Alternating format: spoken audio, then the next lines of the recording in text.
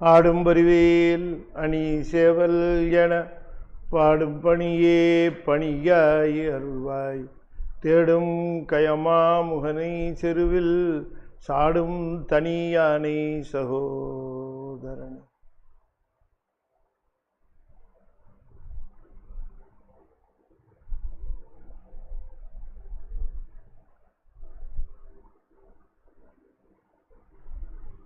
திருச்சிட்டம்.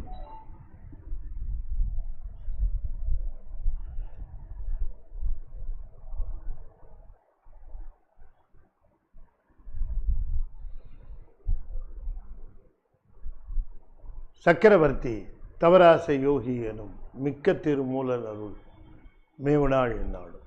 திருச்சிட்டம்.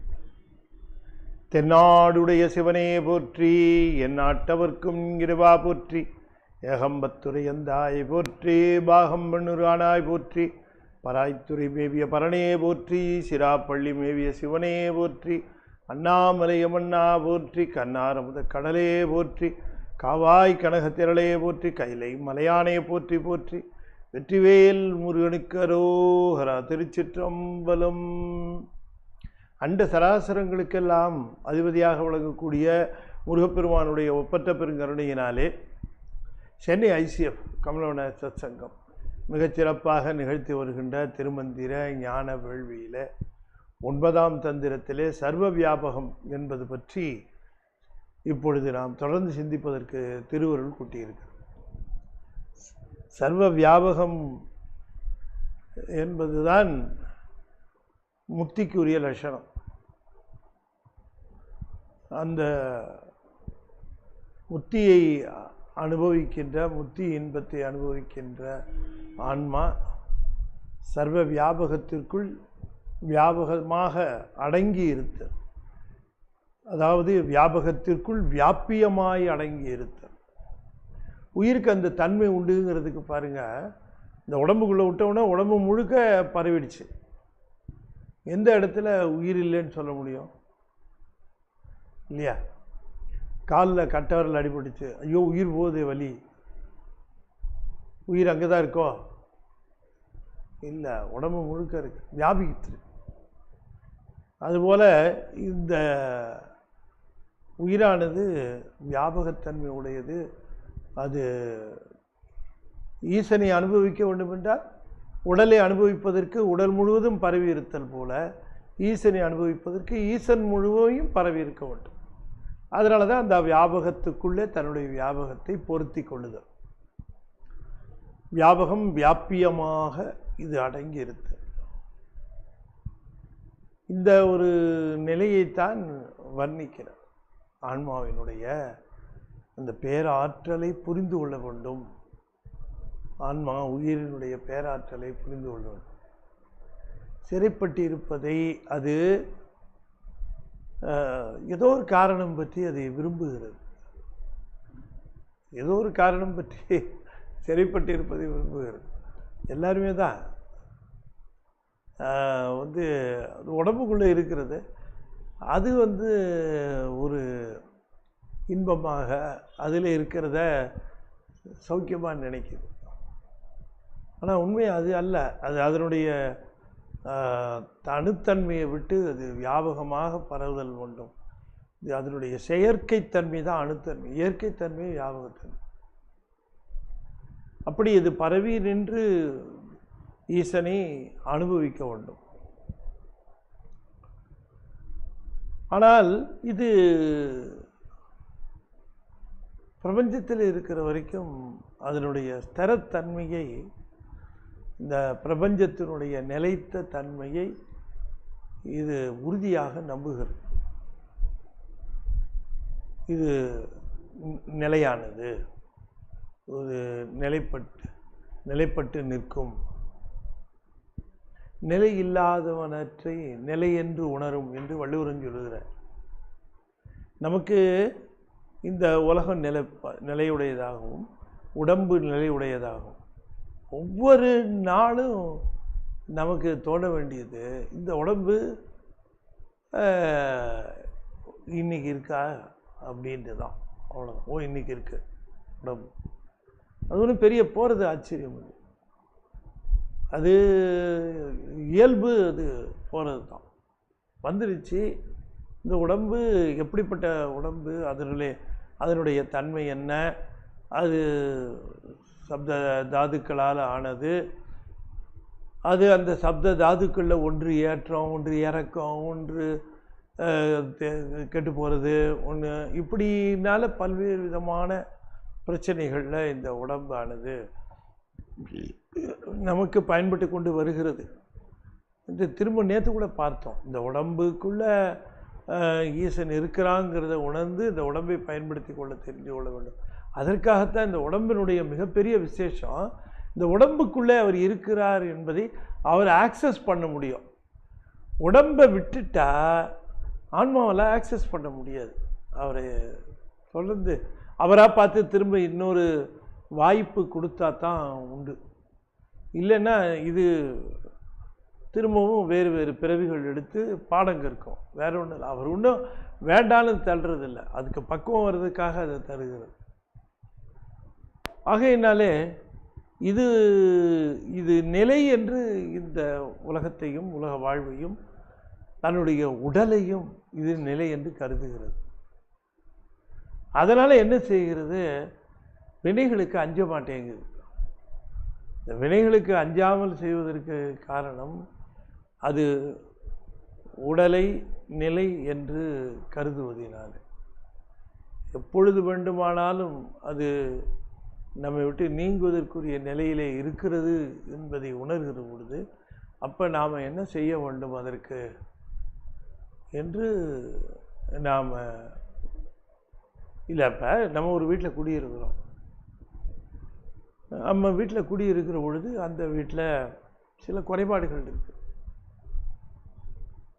ஏதோ குறைபாடுகள் இருக்குன்னு, பெருச்சாளி வந்துடும் போது, மழை பெஞ்சால் தண்ணி ஊற்றுது, காற்று சரியாகும், இது மாதிரி ஏதோ ஒரு வீடு. ஆனாலும் நமக்குன்னு ஒரு வீடு இருக்குது, அதில் இருக்கிறோம். என்னவோ ராத்திரி உள்ளுக்குள்ளே வந்துட்டு கதவை சாத்திரி படுத்தா என்னவோ சொர்க்கத்தில் இருக்கிற மாதிரி இருக்குது. அப்படி ஒரு நிம்மதியாக இருக்கிறோம். ஒரு நாள் காலையில் ஒரு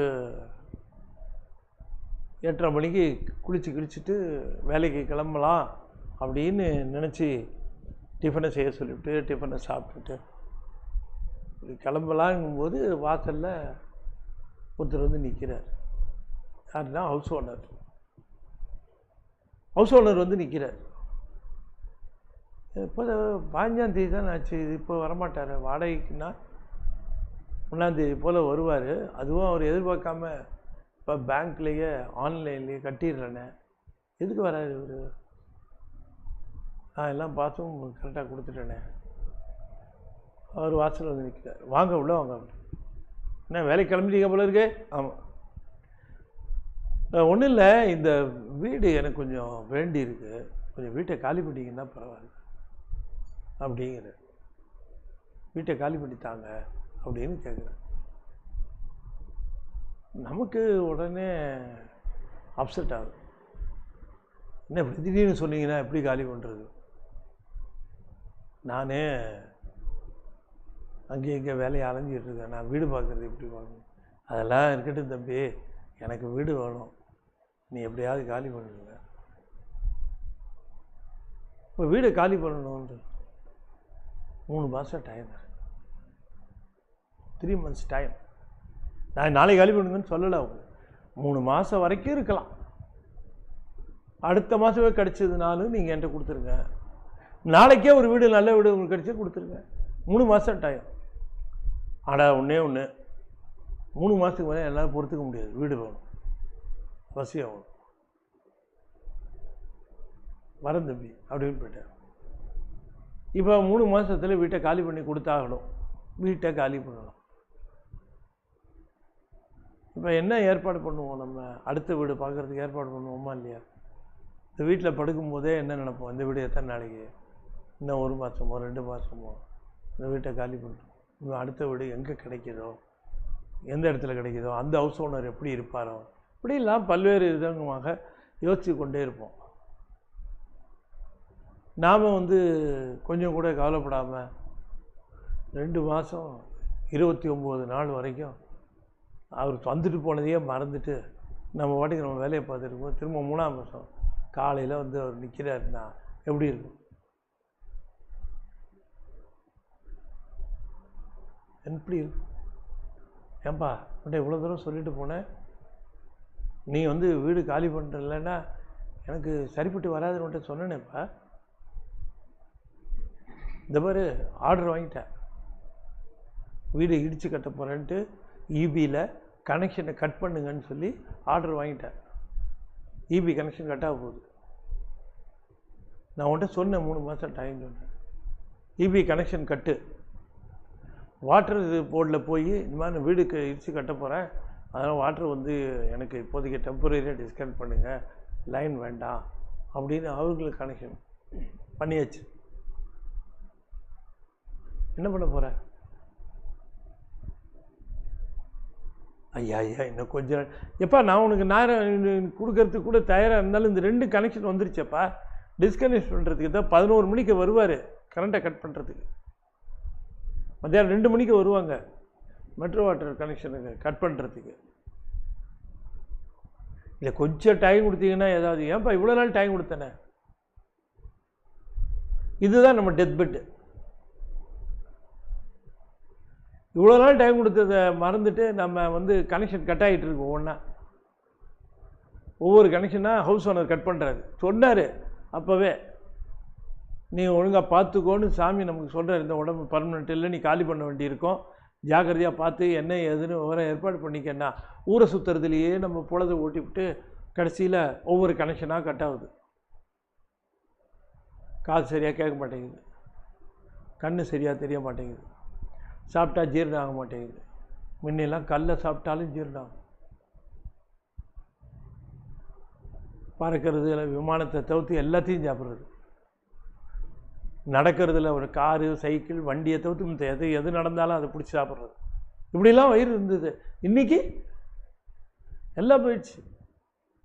இப்போ போய் சாமிகிட்ட, சாமி என்னை காப்பாற்று சாமி, என்னை எப்படியாவது வச்சிரு சாமி, எனக்கு ஆயுள் கொடு சாமி, அத்தை கொடு இத்தை கொடுன்னா ஹவுஸ் ஓனர் ஒத்துக்கு வர? வேறு வீடு பாருப்பா, அவ்வளோதான். கனெக்ஷன் கட்டானது தான். இதை சொல்கிறார் திருமூலர் இதை சொல்கிறார். உனக்கு எப்படி இந்த உடம்பு நிலைன்னு உனக்கு எப்படி நினப்பு வரும்னு கேட்குறாரு. கண்ணு முன்னால் அத்தனை பேரும் காலியாகி போயிட்டே இருக்கிறாங்க, உனக்கு எப்படி இவ்வளோ உறுதி வந்தது இந்த உடம்பு இருக்கும் எப்போன்னு? உடம்பை பார்க்கும்போதே உனக்கு ஐயோ இது என்றைக்கு என்ன ஆகுமோ, நாளைக்கு என்ன ஆகுமோ, நாளை மறுநாள் என்ன ஆகுமோ என்று அஞ்ச வேண்டாமா என்று கேட்கிறார். உறுதியினுள் வந்த உள்வினை பட்டும், உறுதியினுள் வந்த உடம்பு எப்பொழுதும் இருக்கும். இந்த உடம்பு நிலையான உடம்பு, இது எப்பொழுதும் இருக்கும். இந்த வாழ்வு நிலையானது, இந்த உலகம் நிலையானது என்கிற காரணத்தினாலே உள்வினை, அது உண்வினை இல்லை, உள்வினை பட்டும். உள்வினை என்று சொன்னால் உனக்கே உள்ள வினைகளை அனுபவிப்பதும் பிறகு உள்ள வினைகளை செய்வதுமாக அந்த வினையினுடைய பயன்களுக்கு உட்பட்டு அதனுடைய ஆட்சிக்கு உள்ளாகி கண்ட்ரோல் முழுக்க வினைகள் வைத்திருக்கும். மெதுவாக கண்ட்ரோல் வினைகள் கையில் இருக்குது, அதை ஆட்கொண்டு இருக்கிற பொழுதே பெருமானுக்கு டிரான்ஸ்ஃபர் ஆகிக்கணும். சாமி நீங்கள் என்ன வேணால் கொடுங்க சாமி, நல்லது கெட்டது எது வேணால் நீங்கள் கொடுங்க, நீங்கள் கொடுங்க, வினைகள் வேணாம் சாமி என்று சொல்லி அதிலிருந்து அதில் மாறுதலுக்குள்ளாக வேண்டும். கொடுக்கிறவர் அவர்னு தெரிந்த பிறகு அவருடைய அந்த கருணையிலே நாம் சென்று விட வேண்டும். ஆகையினாலே இந்த வினைகள் செய்வதற்கு என்ன காரணம் என்று சொல்லுகிறார். நல்வினையாக இருந்தாலும் தீவினையாக இருந்தாலும் இந்த வினைகள் செய்வதற்கு காரணம் என்னென்னா நாம் கொண்ட உறுதியினால தான் இந்த வினைகளை செய்கிறோம். நிலையாமை வருவது தான் முதல் ஞானம். ஆனால் அங்கே நின்றுடக்கூடாது, நிலையாமை பற்றி வருவது தான் ஞானம். அதுதான் அந்த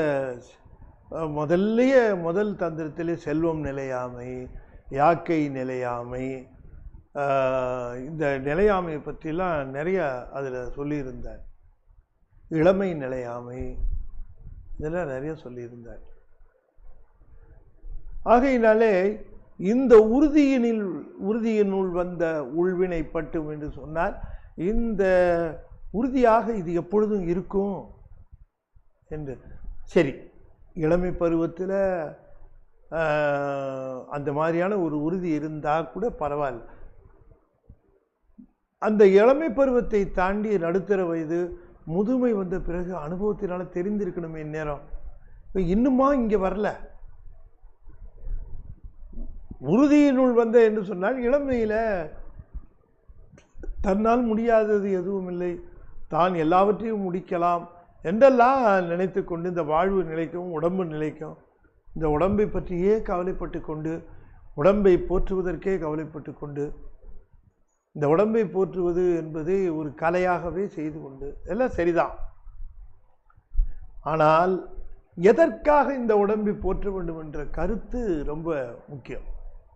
எதற்காக இந்த உடம்பை பாதுகாக்க வேண்டும், எதற்காக இந்த உடம்பை நாம் கவனிக்க வேண்டும். அதனால் நான் ஒன்று சொல்கிறேன், நீ நான் இளமை காலத்தை விட்டுட்டேன் சாமி, இளமையிலேயே நான் நிச்சயமாக வந்திருக்கணும், எனக்கு இப்போ தான் தெரிஞ்சுது.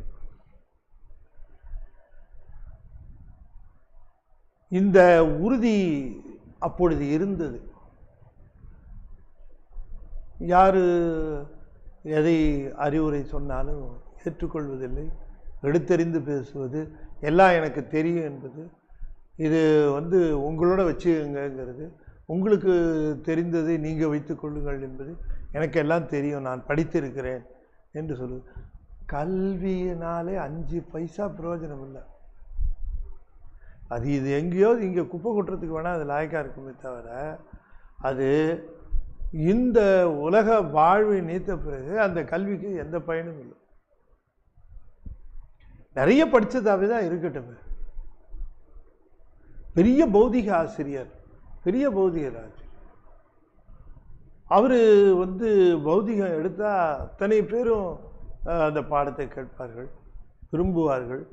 1 மணி நேரம் 2 மணி நேரம் லெக்சர் எடுப்பார், நிறைய தியரி எழுதியிருக்கார். அவர் உடம்பு சரியில்லாமல் படுத்திருக்கார். அப்போ போய் அவர்கிட்ட, சார் பாயில்ஸ்லா கொஞ்சம் சொல்லுங்களேன், என்ன பிரயோஜனம்?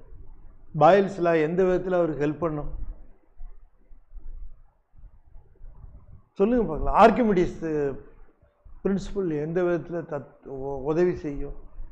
இருக்கிற வரைக்கும் சரி. பட் நவ் இப்போ என்ன, இப்போ நினைப்பார், இப்போ இதுக்கு தேவையானதை நாம் கற்றுக்காமல் போயிட்டோமே, இதுக்கு என்ன தேவைங்கிறது கற்றுக்கொள்ளாமல் போய்விட்டோமே என்று வருந்துவார். சிலர் கடைசி வரைக்குமே சிலர் இதை பற்றி கவலைப்படாமலேயே சென்று விடுவார்கள். வாழ்க்கையோ வேகமாக போய்கொண்டு இருக்கிறது. வள்ளலார் சொல்லுகிறார், ஓடுகின்றனன் கதிரவன், அவன் பின் ஓடுகின்றது ஒவ்வொரு நாளும். கொஞ்சம் அப்படி திரும்பி பார்த்தோம்னா எத்தனை வருஷத்தை கடந்து வந்திருக்கிறோம். so many years. இவ்வளோ வருஷம் கடந்துமே, பிரயாணம் பண்ணியிருக்கிறோமே. Towards what? எதை நோக்கி இந்த பயணம்? அது எதை நோக்கி அது போயிருக்கு? ஜஸ்ட் லிவ் அண்ட் டை அப்படிங்கிற மாதிரி தானா? இல்லை அது மீனிங் இருக்கா வாழ்க்கை? எத்தனை பேர் மீனிங்ஃபுல்லாக வாழ்ந்துருக்கிறாங்க? அப்படிதான் நம்மளுதுமா என்றெல்லாம் ஏன் நம்ம கேட்டுப்போம். அதனால் என்ன சொல்கிறாரு திருமூலர், சொல்கிறது ஒரு பெரிய கருத்து சொல்லுகிறார்.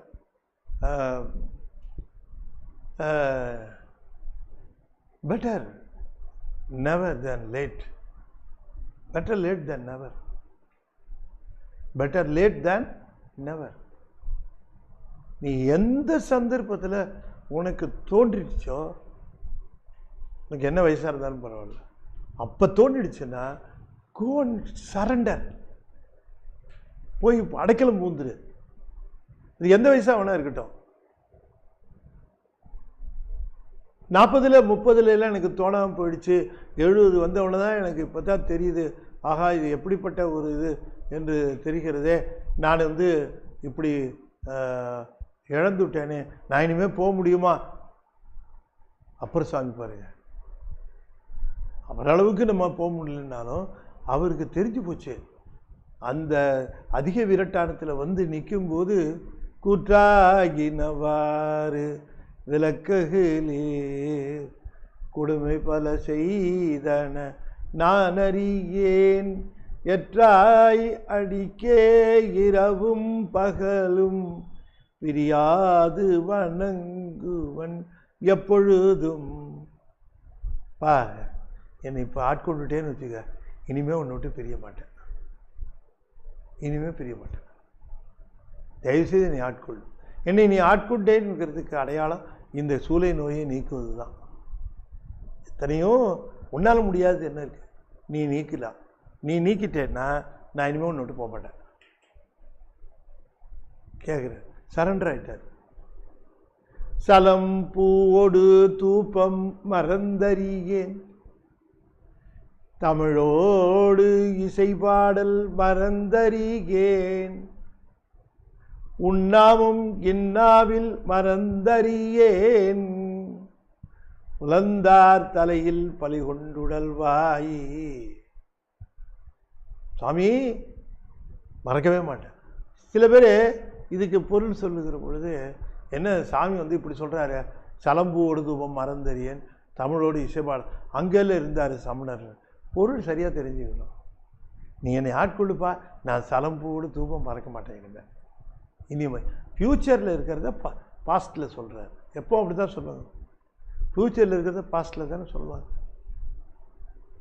நண்பர் ஒருத்தர் 8 மணிக்கு வரேன்னு சொல்லியிருந்தார் காலையில், வாங்க போயிடலாம் அப்படின்ட்டு நானும் சொல்லியிருந்தேன். இல்லாட்டி நான் பஸ்ஸு பிடிச்சி போகணும், வாங்க நான் ஸ்கூட்டரில் வந்துடுறேன், 8 மணிக்கு உங்களை கூப்பிட்டு போயிடுறேன்.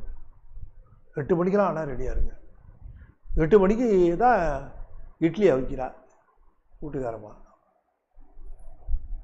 8 மணிக்கு அவிச்சு இட்லியை வச்சு சட்னியை ஊற்றி தொட்டு 2 வில்லல் தான் சாப்பிட்ருப்பேன். சார்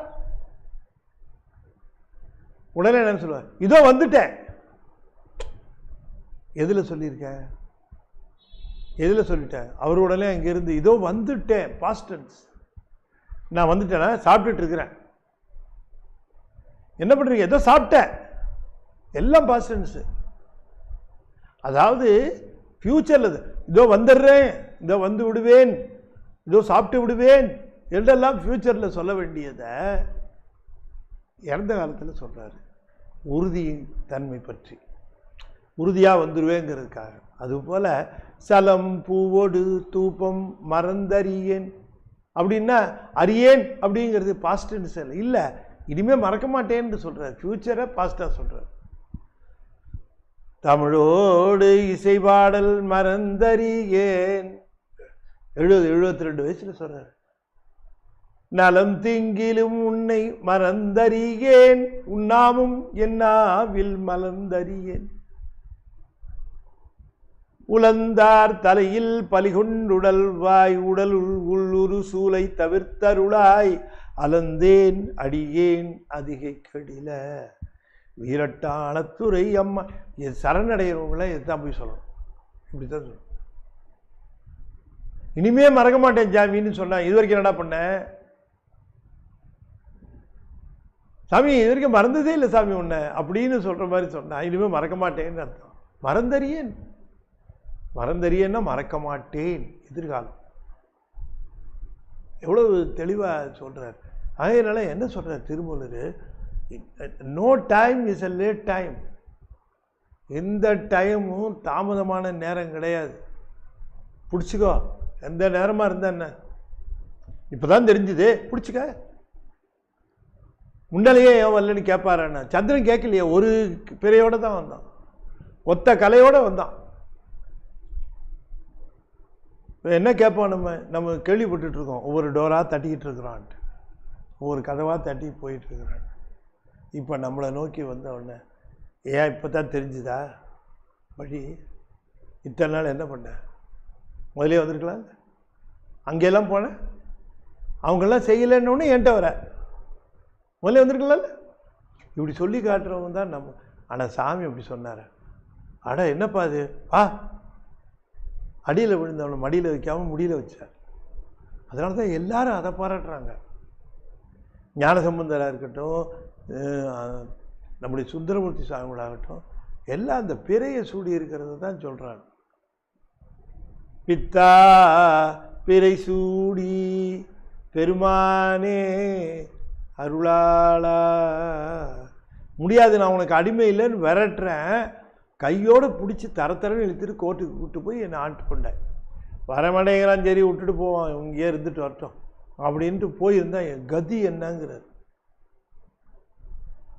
என் கதி என்ன ஆகியிருக்கும் கடவுளே. ஆகையினால எந்த நேரமும் தாமதமான நேரம் கிடையாது. நீ போய் சரணட. இந்த உலகம், உடல் இவை உறுதி என்று கருதுவதனாலே தான் வினைகளுக்குள்ளே நீ மாட்டிக்கொண்டு வினையிலிருந்து விடுபட வேண்டும் என்றால் இவற்றுடைய நிலையாமையை உணர்ந்து இறுதியின் வீழ்ந்தார் இரணமதாகும். இறுதியின் வீழ்ந்தார், எப்பொழுது அவர்களுக்கு அந்த அடைக்கலம் புக வேண்டும் என்று தோன்றுகிறதோ அந்த நேரத்திலே அடைக்கலமாக அந்த திருவடியில விழுந்து விட வேண்டும். திருவடியை பற்றி கொள்ள வேண்டும். அடைக்கலம் சாமி இதான் அடைக்கலம், எனக்கு வேற எதுவும் கிடையாது. அதனால சீர்காழிக்கு புகலின்னு பேர். அடைக்கலமாக புகுதற்குரியவர் அங்கே இருக்கிறார். இறுதியின் வீழ்ந்தார் உறுதியினுள் வந்த உள்வினை பட்டும். ஆகையினாலே இந்த காலம் அடைக்கலமாவதற்கு உரியதா, அந்த காலம் அடைக்கலமாவதற்கு உரியதா என்று கருதாமல் நீ எந்த காலமாக இருந்தாலும் உனக்கு அந்த நினைப்பு வந்துவிட்டது என்று சொன்னால் போய் விழுந்துரு, அடைக்கலமாக சென்று சேர்ந்து விடு. அடைக்கலமாக உன் நாமத்தை எழுத்தஞ்சும் என் நாவில் கொண்டேன், துடைக்கினும் போகேன் சொல்றல்ல, அந்த மாதிரி ஒரு அடைக்கலம். படைக்கலமாக உன் நாமத்தை எழுத்தஞ்சும் என் நாவில் கொண்டேன், துடைக்கினும் போகேன். இந்த அடைக்கலமாக போறவருக்கு படைக்கலமாக இருப்பது 5 எழுத்து. திருப்பாதிரிப்புலியூர் திருத்தலத்தில் அப்பர் சுவாமிகள் அருளி செய்த அந்த பதிகத்தில் அற்புதமாக சொல்லுகிறார். இந்த அடைக்கலம் சென்று சேருகின்ற அந்த தன்மையில தான் நாம் வெற்றி பெற முடியும். அடிமையாகி அடிமையானோம்னு வச்சுக்கோங்களேன், அடிமை வெற்றி பெறுவான். இந்த ஒரு அடிமை தான் வெற்றி பெறுகிற அடிமை. எங்கேயாவது அடிமை வெற்றி பெறுவது உண்டா? இந்த அடிமை அடைக்கலமாக புகுந்த அடிமை. படைக்கலமாக உண்ணாமத்தெழுத்தஞ்சு என்னாவில் கொண்டேன், இடைக்கலம் அல்லேன். இடைக்கலம் அல்லேன், எங்கேயும் ஒத்தி வைக்க முடியாது. 7 பிறப்பும் உனக்கு செய்கின்றேன், துடைக்கினும் போகேன். தள்ளிவிட்டாலும் நான் போக மாட்டேன் இனிமே. தொழுது வணங்கி தூணீர் அணிந்துன் அடைக்கலம் கண்டாய், அணிதில்லை சிற்றம்பலத்தானே. என்ன பாட்டு! தூணீர் அணிந்து தொழுது வணங்கி தூணீர் அணிந்து. தூணீர் என்று சொன்னால் திருநீர் தூய்மையான திருநீர் இல்லை, தூய்மையான சிந்தனையோடு நீரணிந்து, தூய்மையான எண்ணத்தோடு நீரணிந்து. தொழுது வணங்கி தூணீர் அணிந்து உன் அடைக்கலம் கண்டாய், அடைக்கலம் கண்டாய் அணிதில்லை சிற்றம்பலத்தரணே. படைக்கலமாக உன் நாமத்தெழுத்தஞ்சும் என் நாவில் கொண்டேன், இடைக்கலம் அல்லேன். இடைக்கலம் அதாவது மாத்து பாத்திரம்னு ஒன்று உண்டு தெரியுமா? மாத்துக்காக ஒரு பாத்திரம் வச்சுருப்பாங்க, இதுலேருந்து ஊற்றி அதில் ஊற்றுறதுக்காக அது மாத்திரம். அது மாதிரி நான் அந்த மாதிரி இல்லைன்ட்டார். எப்போவும் உன் கூடவே உன்னை உள்ளே. சில பேர் திருநீர் அணிஞ்சுக்குவாங்க, எல்லாம் பண்ணுவாங்க, எல்லாம் பண்ணிக்குவாங்க, அப்புறமா போனதுக்கப்புறம் எல்லாத்தையும் கழட்டி விட்டுருவாங்க. இது மாத்து பாத்திரம் மாதிரி ஆக்கிடுவாங்க. திரும்ப அதெல்லாத்தையும் கழட்டி விட்டுட்டு திரும்ப அடுத்த தடவை தான் எல்லாம் சின்னம் அணியிறது, எல்லாம் சொல்கிறது கொள்வது எல்லாமே. அந்த மாதிரி இல்லை சாமி, நானே எழுபிறப்பும் உனக்கு ஆட்சி செய்கின்றேன், எப்பொழுதும் உனக்குத்தான் நான் ஆட்சி செய்வேன். இந்த நாவினாலே உன்னை தவிர வேற யாரையும் புகழ மாட்டேன், உன்னை தவிர வேற யாரும் மிகப்பெரிய நிலையில் இருக்கிற தெய்வம் என்று அந்த தெய்வத்தை நான் வழிபட மாட்டேன். இந்த சாமி கொஞ்சம் கும்பிடுறது, அப்புறம் அந்த சாமி கொஞ்சம் இடைக்கலாம், இந்த பாத்திரத்தில் கொஞ்ச நாள், அப்புறம் அந்த பாத்திரத்தில் அந்த சாமி கொஞ்சம், இந்த சாமி கொஞ்சம். இல்லை, சிவன் தான் இதில், வேற எதுவும் கிடையாது. துடைக்கினும் போகேன் தொழுது வணங்கி, ஏன்பா தொந்தரவு பண்ணிட்டு இருக்க, நீ போப்பா அப்புறமா பார்க்கலாம், நீ தள்ளுனா கூட நின்றுக்கிட்டே இருப்பேன். துடைக்கினும் போகேன் தொழுது வணங்கி தூணீர் அணிந்து. அடைக்கலம் போவதற்கு என்ன லட்சணம்னு சொல்றார். அடைக்கலமா போய் நான் சாமிக்கு அடைக்கலமா போயிட்டேன்னு சொன்னா அதுக்கு என்ன லட்சணங்கிற. அடைக்கலம் கண்டாய் அணிதில்லை சிற்றம்பல தரணி. அப்படி போய் இறுதியில் விழுந்தார், பரவாயில்ல, கடைசியில் வந்து விழுந்துட்டார். இரணமதாகும், இரணம்னா பொன் போல அவர்களுக்கு அவர் பயன்படுவார். சிவபெருமான் அவர்களுடைய வாழ்க்கையினுடைய அந்த பயனை தந்து விடுவார். கடைசியிலேயே வந்து எல்லாம் கேட்க மாட்டார், எப்போ வந்தாலும் சரி. அதனால தான் போயிடணும். சிறுதியின் உள்ளொளி திப்பிய மூர்த்தி பெருதியின் மேலோர் பெருஞ்சுடர் ஆமே. ஒரு எக்ஸ்ட்ரா இருக்கு, அதை எடுத்துடலாம். சிறுதியின் பெருஞ்சுடர் ஆமே தான், பெருஞ்சுடர் ஆமே. சிறுதியின் உள்ளொளி திப்பிய மூர்த்தி. என்னங்க எவ்வளவு சிறுசா இருக்கே, அது அவ்வளோ பேரானந்தத்தை தந்து விடுவான். உள்ளதான் இருக்கு. சிறுதின்னா அது சிறு பொருள், அது சிறு பொருள்னா எப்படி? சிறுதினா சிறு பொருளிலும் சிறு பொருள், அதாவது சூட்சமத்திலேயே அதிசூட்சமாக இருக்கு.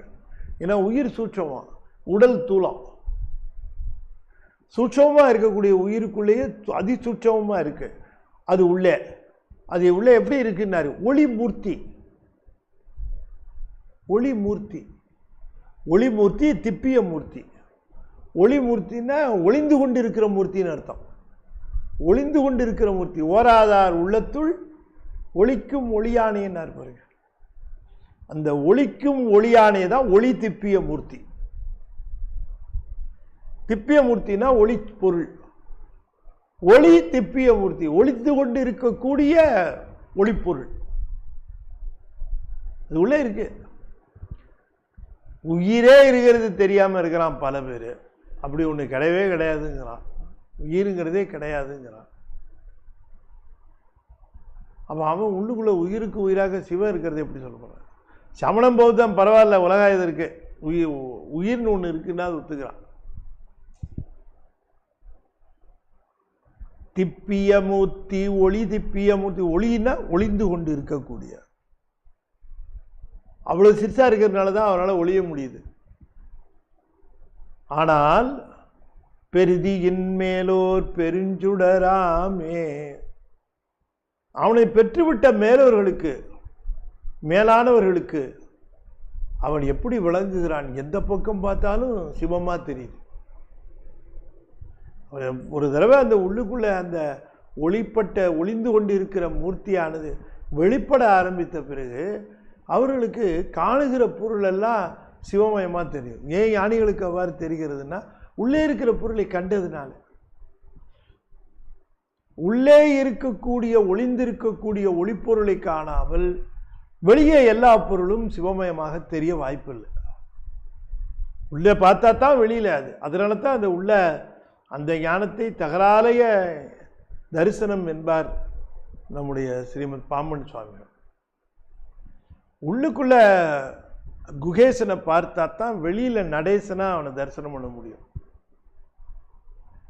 வெளியில திருக்கூத்து ஆடுகிற பெருமான், பிரபஞ்சத்திலே கூத்தாடுகிற பெருமானை அது பார்த்து அனுபவிக்கின்ற தன்மை ஞானசம்பந்தர்லாம் சொல்லுகிற தன்மை எப்படி அவருக்கு வந்ததுன்னா, உள்ளே இருக்க பார்த்துட்டார். உள்ளங்கவர் கல்வனாக பார்த்ததுனால வெளியில பார்க்கிற பொழுது அந்த பேரானந்தத்தை அனுபவிக்கிறார்.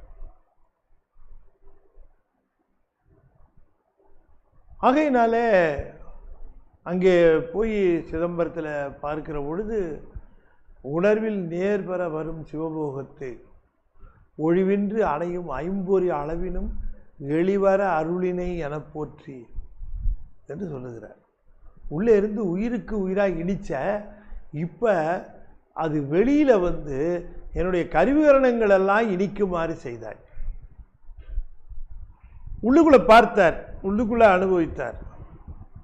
இந்த உள்ளுக்குள்ள அனுபவித்த பெருமான் தான் இப்பொழுது உள்ளே அனுபவித்தவருக்குத்தான் வெளியிலே இருக்கிறதெல்லாம் சிவமயமாக தெரியும். இப்போ என்ன போய் சிவமயம் எல்லாத்தையும் சிவமயமாக பாருன்னா வாய்ப்பில்லை. தாய்மானவர் சொல்கிறாருல்ல,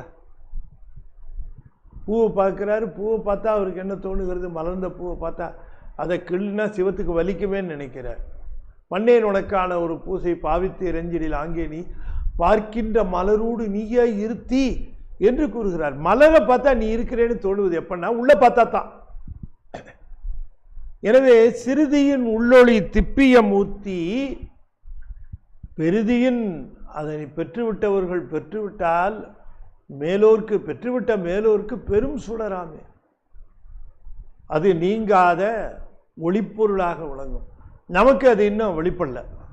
நமக்கு அது உயிருக்கு உயிராக அது திப்பிய மூர்த்தி, ஒளி திப்பிய மூர்த்தி. அதை அப்பயே இது மணிவாசகருடைய வாக்கு, ஓராதார் உள்ளத்து ஒளிக்கும் ஒளியானே சிறுதியின் உள்ளொளி திப்பிய மூர்த்தி. அவ்வளோதான் அது அதனுடைய விளக்கம். ஆனால் பெருதியின் மேலோர் பெருஞ்சுடராமே, அதனை பெற்றுவிட்டவர்களோ சிவபெருமானை அடைக்கலம் புகுந்து அவரை பெற்றுவிட்டவர்களுக்கோ மேல் ஓர் பெருஞ்சுடராமே, மேலோருக்கு பெருஞ்சுடராமின்னு அதை பிரிக்கணும். மேலோருக்கு அந்த மேலோருக்குன்னு அதை நாம் சேர்த்து கொள்ள வேண்டும். தம்மை பெற்ற மேலோருக்கு அவன் பெருஞ்சுடராக விளங்குவார். அதனால் எந்த காலமாக இருந்தாலும் யோசிக்காதீங்க. அந்த காலம் நம்ம லேட்டாக வந்துட்டோம், நம்ம தாமதமாக வந்துட்டோம், சுவாமியுடைய அருள் கிடைக்குமா, அதை பற்றிலாம் கவலை. அதான் நிச்சயம் உங்களுக்கு கிடைக்கும். அதை யோசனை பண்ண வேண்டாம். எந்த நேரமாக இருந்தாலும் அடைக்கலம் புகுந்த இதுவரைக்கும் நீ உறுதியினுள் வாழ்ந்த உள்வினைப்பட்டு இருந்தாய். இந்த உலகம் நிலையானது, உடம்பு நிலையானது, எல்லாம் நிலையானதுன்னு நினைக்கிறவன் சிவனை நினைக்க மாட்டான். சிவனை உண்மையாக நினைக்கிறவர்கள் நிலைப்பொருள் என்று தான் நினைக்கிறோம். இது நிலையில்லாத பொருள் என்கிற பொழுது இது நிலைத்த பொருள் இது என்று பற்றி கொள்ள வேண்டும். ஆகையினால அந்த இருள் சேர் இருவினையும் சேரா இறைவன் பொருள் சேர் புகழ் புரிந்தார் மாட்டு என்று சொல்லுவது போல வினைகள் வந்து பொருள் சேர் புகழ் புரியாதவர்கிட்ட தான் நிற்கும், புகழ் புரிந்தார்கிட்ட நிற்காது இருவினை என்று இதில் சொல்லுகிறார். இனி அடுத்ததாக பற்றினுள்ளே பரமாய பரஞ்சுடர் முற்றினும் முற்றி முளைக்கின்ற முன்றொளி நெற்றியினுள்ளே நினைவாய் நிலை தரும் மற்றவனாய் நின்ற மாதவன் தானே. பற்றினுள்ளே பரமாய பரஞ்சுடர் முற்றினும் முற்றி முளைக்கின்ற முன்றொளி நெற்றியுன் உள்ளே நினைவாய் நிலை தரும் மற்றவனாய் நின்ற மாதவன் தானே என்று பெருமானை அந்த வியாபக நிலையிலே அவனை அடைவதற்குரிய பக்குவத்தை குறிப்பிடுகிறார். அண்டம் முழுவதும் அவர் நிறைந்திருக்கிறான். அண்டம் முழுவதும் அவன் நிறைந்திருக்கிறான். அவன் நிறைந்திருப்பதனாலே தான் அண்டம் நிலையாக இருக்கிறது. இல்லைன்னா நிலைத்தவன் பிடித்திருப்பதனாலே நிலையாக இருக்குது. ஃபவுண்டேஷன் நிலையாக இருந்தால் தாங்க கட்டடம் நிலையாக இருக்கும். அது ஆடிச்சுன்னா அவ்வளோதான். எது ஒரு பொருள் நிலையாக இருக்கிறதுன்னா அது ஒரு நிலைத்த பொருள் தாங்கி கொண்டிருக்கிறதுன்னு அர்த்தம். பையன் போகிறான் வரான், செலவு பண்ணுறான், இஷ்டத்துக்கு செலவு பண்ணுறான், படம் பார்க்குறான், அதை பண்ணுறான், சாப்பிட்றான், செலவு எல்லாம் பண்ணுறான்னா இப்படி அவனுக்கு நிலைத்த உதவி யாரோ செய்து கொண்டு இருக்கிறார் தந்தை அப்படிங்கிறது நம்ம தெரிந்து கொள்ளலாம். ஒரு நிலைத்த பொருள் இல்லைன்னா ஆடி போயிடும். இந்த பிரபஞ்சத்தையே எடுத்துக்கொள்ளுங்கள், ஒரு நிலையாக இது இருக்கிறது. அதனால தான் இது நிலைத்த பொருள் என்று சொல்லுகிறார். இந்த நிலையாக இருக்கக்கூடிய இந்த பொருள் இந்த திரும்பவும் இந்த அண்டவெளியை பார்க்கிற பொழுது நிலையாக இருக்கு. எனவே நாம் பற்ற வேண்டிய பொருள் என்று ஒன்று இருக்குமானால் நிலையான பொருளை பற்ற வேண்டும், நிலைத்த பொருளை பற்ற வேண்டும். சார்புணர்ந்து என்று சொல்லுவார் திருவள்ளுவர். பற்றினுள்ளே பற்றப்பட வேண்டிய பொருள்களுள்ளே என்று கேட்டால் பற்றப்பட வேண்டிய பொருள்கள் நற்பொருள்கள், பற்றாமல் விடப்பட வேண்டிய பொருள் தீய பொருள். பற்றக்கூடாது. தீய செயல்கள், தீய பழக்கங்கள், தீய நட்பு, தீமையுடைய எல்லாத்தையும் பற்றக்கூடாது, விட்டுறணும். அப்படி பற்றக்கூடியவை என்பது நலம் தரக்கூடியவை மட்டுமே பற்ற வேண்டும். நலம் தரக்கூடியவைகளிலே பற்றுகிற அந்த முதல் தொடக்கம் அப்படிதான் இருக்கணும், நல்லதை பிடிக்கிறது அப்படின்னு. அப்படி பிடிக்க ஆரம்பிச்சேன்னா தான் அந்த நல்லதை பிடிக்கிறதுல இருக்கிறதுலையே ரொம்ப நல்லது எதுன்னு அதை பிடிக்கிறது. நான் நல்லதையும் முடிப்பேன் கெட்டதையும் முடிப்பேன்னா அது அது சரியாக வராது. நல்லதையே பற்ற வேண்டும். பற்றுக்கொண்டே இருக்கிற பொழுது எது நல்லதிலேயே மிக நல்லது, பரமாய பரஞ்சுடர் தான் நல்லது. எனவே பற்ற வேண்டிய பொருள்களுக்குள்ளேயே எதை பற்ற வேண்டும் என்றால் எல்லாவற்றிற்கும் மேலாக நன்மையை தரக்கூடிய ஒரு பொருள், நன்மை பொருள். நஞ்சை கண்ட தடக்கும் அதுவும் நன்மை பொருள் போலும். ஞானத்திரளாய் நின்ற பெருமான் நல்ல அடியார் மேல் ஊனத்திரளை நீக்கும் அதுவும் உண்மை பொருள். உண்மை பொருள் என்பது என்ன என்று கேட்டால் ஊனம் தாக்காத பொருள். ஊனம் தாக்காத பொருள், அதுதான் உண்மை பொருள். எப்பொழுது நிலைத்த ஒரே மாதிரியா இருப்பதுதான் உண்மை. உண்மை என்பது என்ன? எப்பொழுதும் ஒரே மாதிரி இருப்பதற்கு உண்மை. மாறிக்கிட்டே இருக்கிறதுக்கு பொய்ன்னு பேர். அப்படி எப்பொழுதும் ஒரு தன்மையாக விளங்குவது சிவம். அந்த சிவம் என்பது நிலைத்த பொருளை பற்றிக் கொள்ள வேண்டும். நிலையில்லாதவனற்றை நிலை என்று உணரும் மருளானாம் மானா பிறப்பு என்று வள்ளுவர் சொல்லுகிறார். நிலை இல்லாததெல்லாம் நிலை என்று கருதுவதுதான் பிறப்புக்கு காரணம். எனவே பற்ற வேண்டிய பொருள்கள் நற்பொருள்களாக இருந்தாலும் உண்மையிலேயே நன்மையை தருகின்ற பொருளாக நன்மை பொருளாக இருப்பது எது என்று கேட்டால் சிவம்னாலே நன்மைன்னு தான் அர்த்தம். அதனால தான் சிவம்ங்கிற பேருக்கு பொருள் நன்மையினால் நன்மை பொருள் என்று குறிப்பிடுகின்றார், உண்மை பொருள் என்று குறிப்பிடுகிறார். சிவத்தை சொல்லுகிற பொழுது ஞானசம்பந்த பெருமான் ஞானத்திரளாய் நின்ற பெருமான் நல்ல அடியார் மேல் ஊனத்திரளை நீக்கும் அதுவும் உண்மை பொருள் போலும். நஞ்சை கண்ட தடக்கும் அதுவும் நன்மை பொருள் போலும் என்றெல்லாம் அதனை சிவத்துக்கு சொல்லுகிற பொழுது உண்மை பொருள் என்றும் நன்மை பொருள் என்றும் சொல்லுகிறார். ஞானசம்பந்த மாதிரி யார் சொல்லுவார் சொல்லுங்க? எவ்வளோ அழகாக சொல்றாரு. உண்மை பொருள் நன்மை பொருள் அதெல்லாம் அவர் கொடுக்குற டெஃபினிஷன். அந்த நன்மை பொருளும் உண்மை பொருளுமாக இருக்கக்கூடிய அந்த பெருமானை பற்றுக என்றார். பற்றுக, பற்றற்றான் பற்றினை அப்பற்றை பற்றுக, பற்று விடற்கு பற்றி கொள்ளுகிற. இதெல்லாம் விட்டுட்டு நீ முதல் இதை பிடி, அடைக்கலம் போ, அடைக்கலம் முந்திரு அப்படி. நான் யூஎஸ் போயிருக்கும் போது என்கிட்ட ஒருத்தர் உங்ககிட்ட ஒரு ரெண்டு நிமிஷத்துல 5 நிமிஷம் தனியாக பேசணும் அப்படின்னு.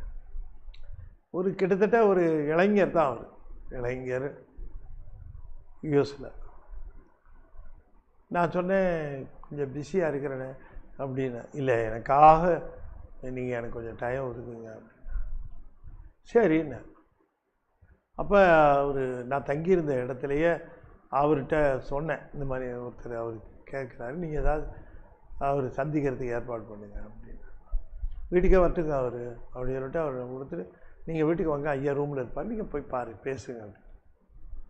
அவர் தனியாக வந்து என்கிட்ட பேசும்போது சொன்னார், என்னுடைய மனம் வந்து ரொம்ப அழுக்காக இருக்குது சாமி, ரொம்ப அழுக்காக இருக்குது, நான் சிவனை வணங்குறதா வேண்டாமா அப்படின்னு கேட்டார்.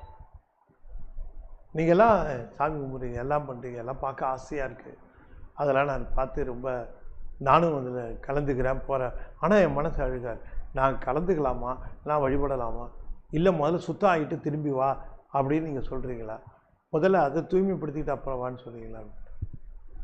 நான் அப்போ அதைத்தான் சொன்னேன், அதுக்கெல்லாம் நேரம் இல்லைங்க, நீங்கள் அப்படி சுத்தப்படுத்துகிறேன்னு போனீங்கன்னா கெட்டு போனது இன்னும் கெட்டு போயிட்டே இருக்கும். இப்போ நீங்கள் பண்ண வேண்டியதெல்லாம் இதை பற்றி கொள்ள வேண்டும், விட்டுறக்கூடாது, இன்னும் வலிமையாக பற்றுங்க, அதை பற்றி கவலைப்படாதீங்க. அது என்ன வேணால் நினச்சிட்டு போகுது, அது மனசு அது என்ன வேணால் நினைக்கட்டும், அது என்ன வேணால் நினைக்கட்டும், நீங்கள் உங்கள் வேலையை பாருங்கள்.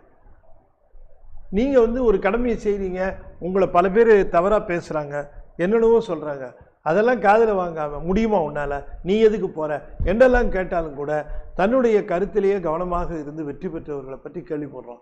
இதே தான் இதுலேயும், நீ யாரை பற்றி, உங்கள் மனசு தான் உங்களுக்கு முதல்ல அது உடனே சொல்லும், உனக்கெல்லாம் இதெல்லாம் தேவையா, நீ எல்லாம் அதை செய்ய முடியுமா, நீ உன்னால் முடியுமா, இது பெரிய எதிரி, அது சொல்லிகிட்டே இருக்கும், அது கண்ணாமண்ணான்னு சொல்லும், இதெல்லாம் பாரு, அங்கே பாரு, இங்கே பாரு, நீங்கள் அதை பற்றி காது கொடுத்து கேட்காதீங்க, சொன்னால் சொல்லிட்டு போகுது, கேட்டால் கேட்டுட்டு போகுது, நீங்கள் வாட்டுக்கு இதில் அதிகமாக கவனம் செலுத்துங்க. 5 பொறிகளையும் இதில் எப்படி ஆட்கொள்ளுது, அதிகமாக பார்க்குறது, அதிகமாக பேசுறது, அதிகமாக படிக்கிறது, இதுலேயே இருங்க. படிக்கும்போது நினைவு மாறுது அப்படின்னு சொல்லி கவலைப்படாதீங்க, திரும்பவும் படிங்க, படிச்சுக்கிட்டே இருங்க, அதனால் விட்டுறாதீங்க. இதெல்லாம் நமக்கு இந்த அழுக்கு மனசு இருக்க நமக்கு தகுதி இல்லையோ அப்படின்னு நினச்சிடாதீங்க, அதுக்குத்தான் இது ரொம்ப தேவை. எங்கள் அழுக்கு துணிக்கு தாங்க சோப்பு தேவை, நல்ல வெளுத்து இருக்கிற துணிக்கு எதுக்கு சோப்பு?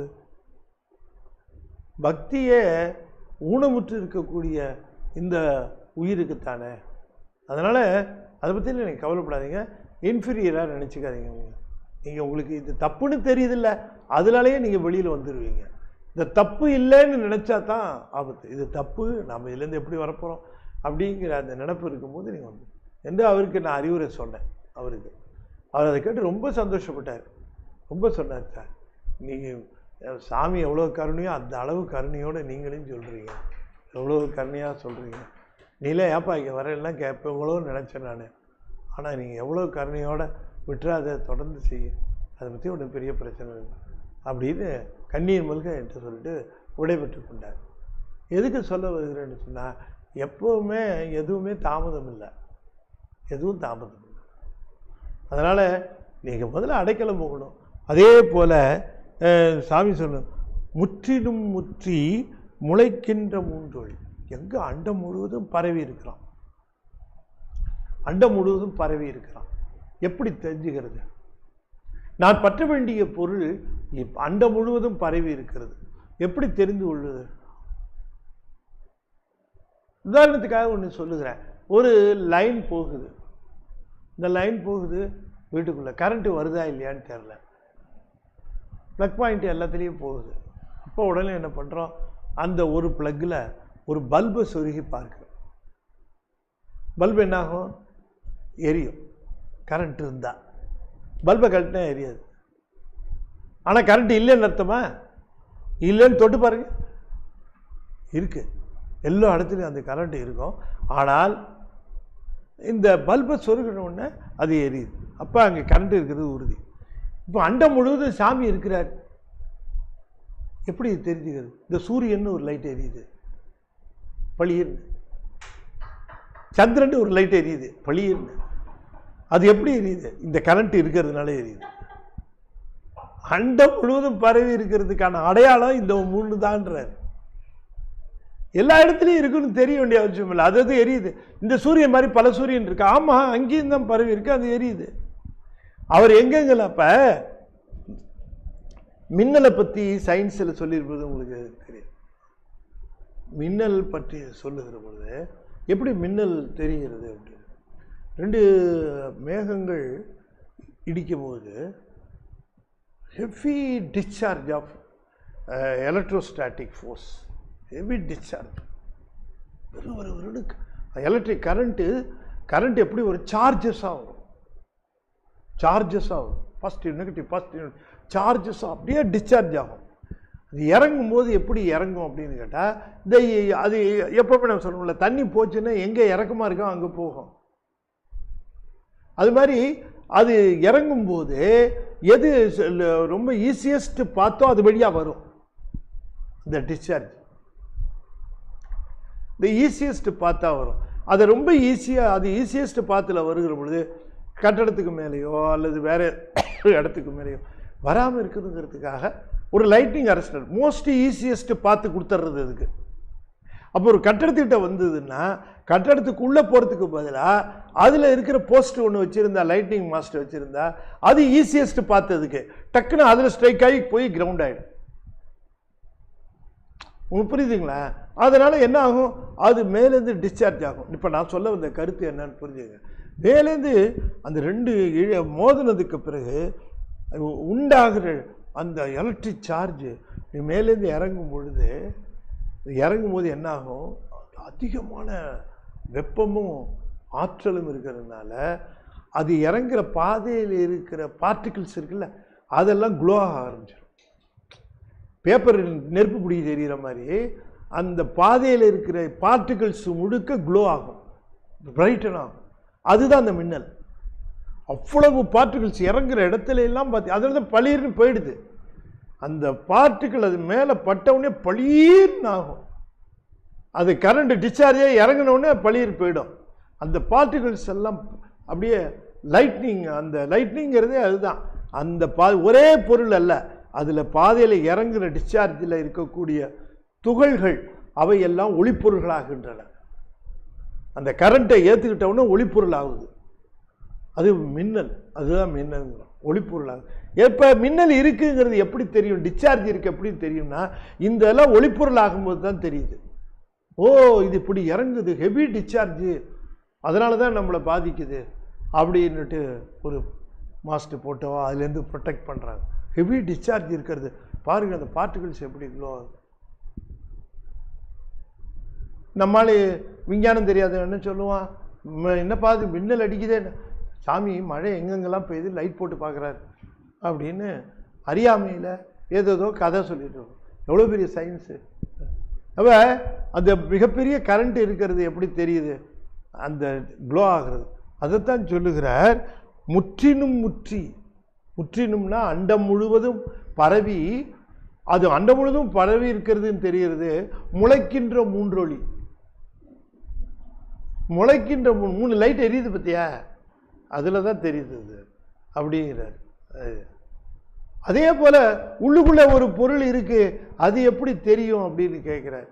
நீ தொடர்ந்து அவனை அந்த அந்த தியானத்திலே நினைத்து கொண்டிருந்தால், நீ நினைத்து கொண்டு, இந்த புருவ மத்தி என்பது ஒரு தியான இடமாக சொல்லப்படுது. புருவ மத்தியில் புருவத்தி இடைவெளி உற்றுற்று பார்க்க ஒளிவிடும் மந்திரம், பற்றுக்கு பற்றாய் பரமன் இருந்திடம் என்று தேர்ந்து கொண்டேனேன்னு முன்னையும் சொல்லியிருக்கார் திருமணம். ஆகையினால இந்த நெற்றி பொட்டு இருக்கிறதே, இந்த பகுதியை நம்முடைய குறித்த தியானத்தானமாக கொண்டு அங்கேயே பெருமான் வீற்றிருப்பதாக கருதி ஒளி இடமாக அதை கொள்ளுவது உண்டு. எனவே அதை ஒரு நிலையா சொல்லுகிறார். அந்த இடம் மட்டுமல்ல, இதயத்தானத்தையும் எடுத்துக்கலாம். இங்கே சொல்லுவது நெற்றியின் உள்ளேனே சொல்லுகிறார். நெற்றியின் உள்ளே என்று சொல்லுகிற பொழுது இந்த நெற்றிக்கு மேலே நினைத்து கொள்ளக்கூடாது, அதற்கு உள்ளாக நினைவாக நிற்பார், நினைவாக நிலைது. எனவே நம்ம ஒரு கான்சென்ட்ரேட் பண்ணோம்னா இங்கே தான் நிற்கும். நீ ஒரு விஷயத்தை கான்சென்ட்ரேட் பண்ண, ஒரு விஷயத்தை உற்று பார்த்தால், உற்றுற்று பார்க்க என்று சொல்லுவது, ஆய்ந்து பார்ப்போம் என்று சொன்னால், ஒரு பொருளை ஆழ்ந்து சிந்தித்து பார்ப்போம் என்று சொன்னால் இந்த இடத்துல வந்து நிற்கும். அது அப்படியே அதை அங்கேயே நினைத்து கொண்டு அதையே நினைத்து கொண்டு இருக்கிறது நிலை தரும். இதுதான் தியானம்ன்ற. எனவே நெற்றியுள்ளே நினைவாய் நிலை தரும். நினைவாயினாரு. நினைவாய்ங்கிறது தியானத்தை தான் சொல்லுகிறார். தொடர்ந்து வேறு எந்த நினைவு கடைப்புகளும் கலப்புகளும் இல்லாமல் நினைப்பது தான் தியானம். வேற எதையும் எக்ஸ்ட்ராவா திங்க் பண்ணாமல் அதை மட்டுமே சிந்தித்து கொண்டு நினைவாய் நிலை தரும். அது நிலை பெற்றுவிடும். நிலை தரும். அது மட்டும் இல்லை, நிலை பெற்ற பிறகு நினைக்கிறவனாக அது மாறிவிடும். மற்ற அவனாய் நின்ற அதான் அந்த சிவோகம் பாவனை என்று சொல்லுவது போல, அந்த நம் உடம்பே அல்லது இந்த உயிரே சிவமாக நிற்கின்ற அந்த தன்மையிலே அந்த மாதவன் தானே, மாதவன் என்று சொல்லி தவம் செய்கிறவுடைய மாதவத்தினுடைய பயனாக விளங்குகிறவன் என்று பொருள். அப்படி மாதவனாகவும் அவன் விளங்குவான். ஆகையினாலே இப்ப எங்க அந்த லைட் எரியோன்னு கேட்டா, அவன் உள்ளே இருக்கிறான் எங்கேயோன்னு கேட்டா, இப்ப அந்த நினைப்பினாலே, அந்த நினைப்பினுடைய வலிமையினாலே, எப்படி இடியினுடைய வலிமை ஆற்றலினாலே அந்த மின்னல் அந்த ஒளி தோன்றுகிறதோ, அல்லது அண்டத்திலே பரவி இருக்கிற நிலைமையிலே ஒளி தோன்றுகிறதோ, அதுபோல பிண்டத்துக்குள்ளே இருக்கக்கூடிய அந்த பெருமானும் ஒளி வடிவாக இங்கே தோன்றுவான், அங்கே நிலை பெறுவான். ஆகையினாலே உள்ளே இருக்கிறாங்கிறது தெரியும். உள்ளே இருக்கிறாங்கிறது தெரியறது எப்படி என்று கேட்கும்போது, இங்கே லைட் எரியும். லைட் எரியுன்றது என்னவோ ஏதோ ஒரு ஒளிப்பொருள். ஒளிப்பொருள்னா கண்ணால் தானே பார்த்தாகணும். இது எப்படி என்று கேட்குறது விளக்கம் தரும். அந்த அனுபவம் நிகழும்னு அர்த்தம். அப்படி ஒரு ஆனந்த நிலையானது அந்த புருவ மத்தியில் அது நிகழும். புருவ மத்தியில் நாம் ஒன்றை ஆழ்ந்து சிந்திக்கிற பொழுது தானாக திறப்பது அது. அது ஆழ்ந்து வேறு எதற்கும் இடம் கொடாமல் அதனையே முழுமையாகவும் நேர்மையாகவும் ஆழமாகவும் சிந்திக்கின்ற பொழுது, அதனால தான் நான் அடிக்கடி சொல்வேன், யோகத்தை வலிவிக்க செய்கிறது அல்ல, தானாக அன்பு பெருக பெருக ஆழ்ந்து சிந்தித்து அதிலே நிற்கிற பொழுது தானாக அதிலே தெரிகின்ற விளக்கமாக நிற்பான். அவனே தியானிக்கின்றவனும் அவனே தியான பொருளும் அவனே தியானமும் ஆவான் என்று சொல்லுகிறார். காண்பான், காணப்படும் பொருள், காட்சி என்று சொல்லக்கூடிய மூன்றையும் ஒன்றாகிறது போல நிலை தரும் மற்ற அவனாய் நின்ற மாதவன் தானே என்று அந்த நிலையை குறிப்பிடுகிறார் என்று சொல்லி, இந்த அளவிலே இன்றைய தினம் இந்த 2 பாடல்களையும் நாம் சிந்தித்தோம்.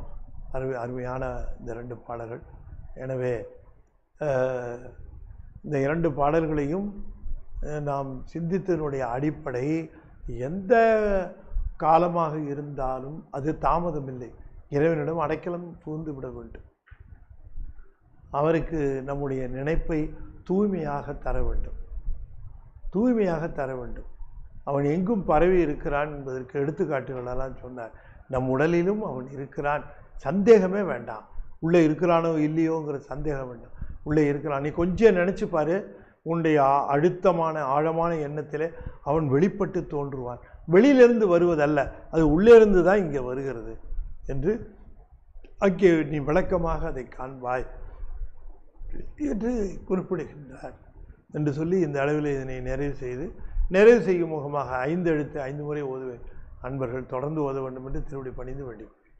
ஓம் நம சிவாய, ஓம் நம சிவாய, ஓம் நம சிவாய, ஓம் நம சிவாய, ஓம் நம சிவாய.